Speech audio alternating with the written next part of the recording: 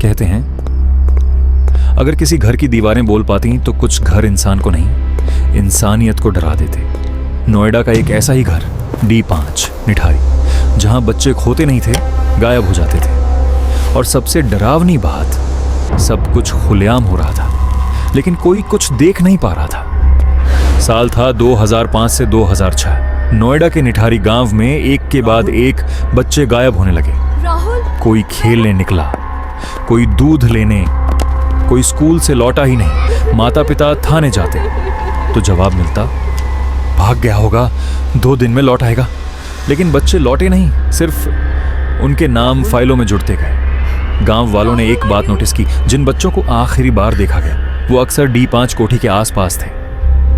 एक आलीशान घर, मालिक मोनिंदर सिंह पंढेर और उसका नौकर सुरेंद्र कोहली। घर के बाहर सब सामान्य था, लेकिन रात में लोगों ने अजीब बदबू, कुत्तों का भौंकना और नालियों में मांस के टुकड़े देखे। फिर भी किसी ने सच मानने की हिम्मत नहीं की।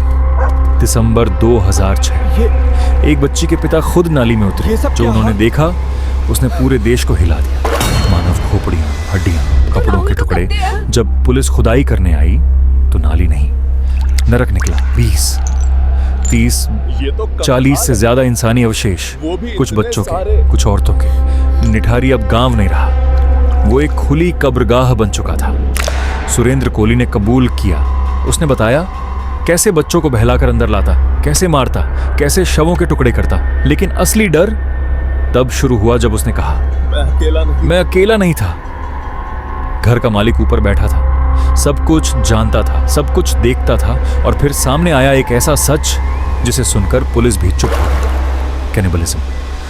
हड्डियां पीस कर फेंक दी जाती थी। ये कहानी अब क्राइम नहीं रही, प्योर हॉरर बन चुकी थी। आज भी D5 कोठी खड़ी है, ना कोई पूजा, ना कोई तोड़फोड़। लोग कहते हैं रात में बच्चों की हंसी सुनाई देती है, कुछ कहते हैं नालियां आज भी जाम हो जाती हैं। लेकिन सबसे डरावनी बात यह है, इतने बच्चों की मौत के बाद भी कुछ सवाल आज तक अनसुलझे हैं। क्या सभी कातिल पकड़े गए? क्या सच पूरा बाहर आया?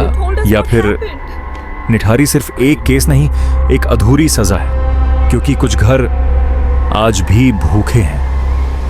अगर आप निठारी से गुजरें तो बच्चों का हाथ मत थामिए, क्योंकि वहां कुछ हाथ आज भी अंधेरे से बाहर आते हैं।